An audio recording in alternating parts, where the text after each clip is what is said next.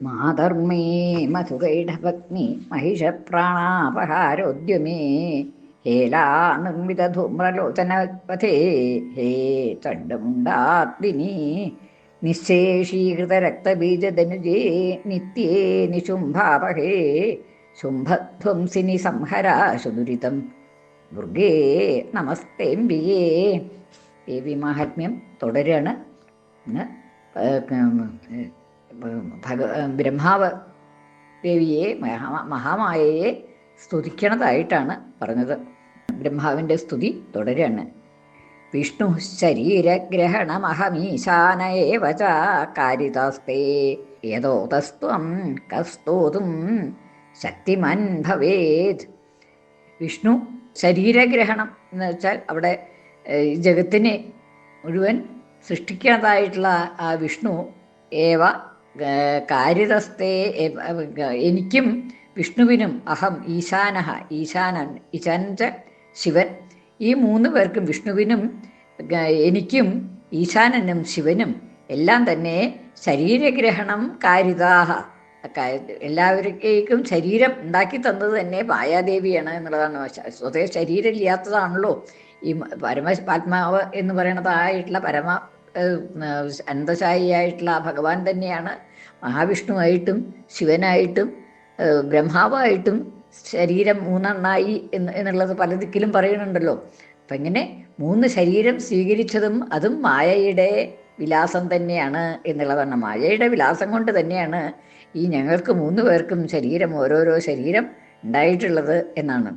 അപ്പോൾ അങ്ങനെയുള്ളതായിട്ടുള്ള ഭഗവതിയെ സ്തുതിക്കാൻ ഞങ്ങൾക്ക് ഒന്നും ശക്തിയില്ല എന്നുള്ളതാണ്. ബ്രഹ്മാവിനും വിഷ്ണുവിനും ശിവനും ഒന്നും, അതായത് ബ്രഹ്മാവ് ഈ മായാദേവി തന്നെയാണ് ഞങ്ങൾക്കൊക്കെ ഈ ശരീരം തന്നിട്ടുള്ളത്. അപ്പോൾ ആ മായാദേവിയെ സ്തുതിക്കാനായിട്ട്, മഹാമായയെ സ്തുതിക്കാനായിട്ട് ആരാ ഉള്ളത് എന്നാണ്. അഹം ഈശാനയേവച കാരിതാസ്തേ, അതൊക്കെ ശരീരഗ്രഹണം കാരിതാഹ, ശരീരഗ്രഹണം ചെയ്യിച്ചത് ദേവി തന്നെയാണ്, ഭഗവതി തന്നെയാണ്. അതുകൊണ്ട് ത്വാം, അങ്ങയെ ദേവിയെ സ്തോതും സ്തുതിക്കുവാൻ ശക്തിമാൻ ഭവേത്. കഹ ശക്തിമാൻ ഭവേത്, ആർക്കാണ് ശക്തി ഉണ്ടാവുക? ആർക്കും ശക്തി ഉണ്ടാവില്ല എന്നാണ്. സാ ത്വമിത്തം പ്രഭാവൈ സ്വൈഹി ഉദാരൈർ ദേവി സംയുത മോഹയൈതൗ ദുരാധർഷാവസുരൗ മധുകൈഠഭവോ. അപ്പോൾ ഒടുക്കം ആ ആവശ്യം പറയാണ്. അപ്പോൾ സാ ത്വം, അപ്രകാരമുള്ളതായ അങ്ങ്, അതായത് ദേവി, ഇത്തം പ്രഭാവൈഹി സ്വൈഹി, ഇപ്രകാരമുള്ളതായിട്ടുള്ള ശക്തി വിശേഷങ്ങളൊക്കെ ഉണ്ട്, പ്രഭാവങ്ങളൊക്കെ ഉണ്ട്, ശക്തിയൊക്കെ ഉണ്ട്. ഇത്തം പ്രഭാവൈഹി സ്വൈഹി, തനിക്കുള്ളതായിട്ടുള്ള ഇപ്രകാരമുള്ളതായിട്ടുള്ള ശക്തി വിശേഷങ്ങളെ കൊണ്ട് ഉദാരൈഹി, എങ്ങനെയുള്ള ശക്തി വിശേഷങ്ങളാണ്? വളരെ ശ്രേഷ്ഠകരമായിട്ടുള്ള ശക്തി വിശേഷങ്ങളാണ്. ഉദാരൈഹി, ഉദാരങ്ങളായിട്ടുള്ള ഈ ശക്തിവിശേഷങ്ങളൊക്കെ ഉള്ളതായ ഭഗവതി ദേവി, അല്ലയോ ദേവി, സംയുത, ഇപ്രകാരമുള്ള ശക്തിവിശേഷങ്ങളൊക്കെ ഉള്ളതായിട്ടുള്ള, സംയുത ചേർന്നതായിട്ടുള്ള, അതൊക്കെ ഉള്ളതായിട്ടുള്ള ഇപ്രകാരമുള്ള ശക്തിവിശേഷങ്ങളൊക്കെ ഉള്ളതായ അല്ലയോ ദേവി, മോഹയിതവു ദുരാധർഷാവസുരവു മധുകൈടഭവു, ഈ മധുകൈടഭന്മാരായിട്ടുള്ള അസുരന്മാരെ മോഹിപ്പിക്കൂ. മോഹിപ്പിക്കൂ, എല്ലാവരെയും മോഹിപ്പിക്കാനുള്ള ശക്തിയുണ്ട്, മഹാമായയാണ്, ആരെയും മോഹിപ്പിക്കാനുള്ളതായിട്ടുള്ള ശക്തിയുണ്ട്.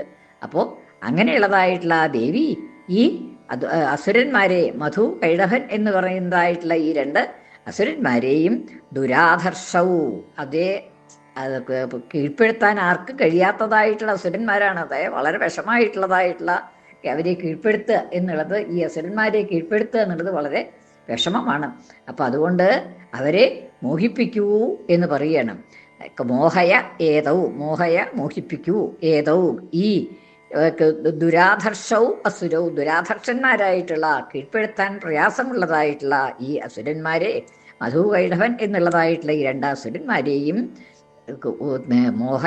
മോഹിപ്പിക്കൂ, ശക്തിയില്ലാണ്ടാക്കുക അവരൊക്കെ എന്നുള്ളതാണ്. ഇനി സുപ്രബോധം ജഗത് സ്വാമി നീയതാമച്യുതോ ലഘു ഭാവശ്ച ക്രിയതാമസ്യ ഹന്തുമേതൗ മഹാസുരൗ. പിന്നെന്താണ്? ഒന്നും കൂടിയും വേണം എന്നുള്ളതാണ്. ഇവരെ കൊല്ലുതന്നെ വേണം. ഇപ്പം മോഹിപ്പിച്ചാൽ പോരാ, അവരെ വധിക്കും വേണം എന്നുള്ളതാണ്. ആ വധിക്കാൻ വേണ്ടിയിട്ട് സുപ്രബോധം ജഗത്സ്വാമി നീയതാം. ജഗത്സ്വാമി അച്യുത, ജഗത്തിന് സ്വാമിയായിട്ടുള്ള ആ അച്യുതൻ, അതായത് ഈ ബ്രഹ്മാവിഷ്ണു മഹേശന്മാർക്കൊക്കെ മീതെയാണ് ഈ അച്യുതം എന്നുള്ളതാണ്. അച്യുതൻ എന്ന് പറയുന്നത് പരമാത്മാവിനെ തന്നെ. ആ ച്യുതി ഇല്ലാത്തതായിട്ടുള്ള അച്യുതൻ എന്നുള്ള പദത്തിൻ്റെ വാക്കിനർത്ഥം ച്യുതി ഇല്ലാത്തവൻ, വീഴ്ച സംഭവിക്കാത്തവൻ എന്നൊക്കെയാണ്. അപ്പോൾ അങ്ങനെയുള്ളതായിട്ടുള്ള ഈ അച്യുതനെ ഉണർത്തൂ എന്നാണ്. ബോധയ സുപ്രബോധം നീയതാം, അദ്ദേഹത്തിന് സുപ്രബോധം നല്ലപോലെ ഉണർന്നതാക്കി തീർക്കൂ. അദ്ദേഹത്തിനെ ഉറക്കത്തിൽ നിന്ന്, നിദ്രയിൽ നിന്ന് ഉണർത്തൂ. സുപ്രബോധം നീയതാം, പ്രബോധത്തിലേക്ക് നയിച്ചാലും ഭഗവാനെ സുബോധത്തിലേക്ക് നയിച്ചാലും. സുപ്രബോധം നീയതാം ജഗത് സ്വാമി, ജഗത്തിന് മുഴുവൻ, അതായത് ഞങ്ങൾക്കും സ്വാമിയാണ് എന്നുള്ളതാണ്.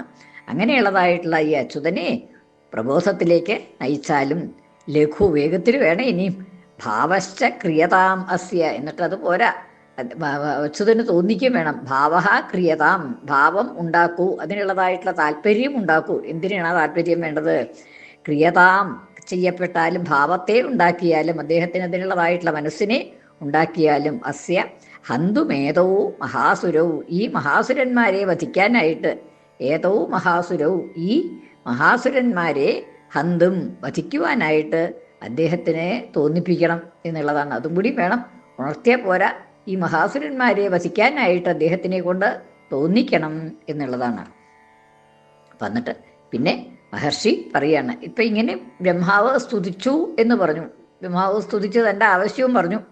അപ്പോൾ എങ്ങനെ ഉണ്ടായി എന്നുള്ളത് ഋഷി അത് പറയാണ്. പിന്നെ പറയാണ്, ഏവം സ്തുതാ തദാ ദേവി താമസീ തത്ര വേധസാ പ്രബോധനാർത്ഥായ നിഹന്തും മധുകൈടഭവോ നേത്രാസ്യ നാസികാ ബാഹു ഹൃദയേഭ്യസ്തഥോരസ നിർഗമ്യ ദർശനേതസ്ഥോ ബ്രഹ്മണോ വ്യക്തജന്മനഃ.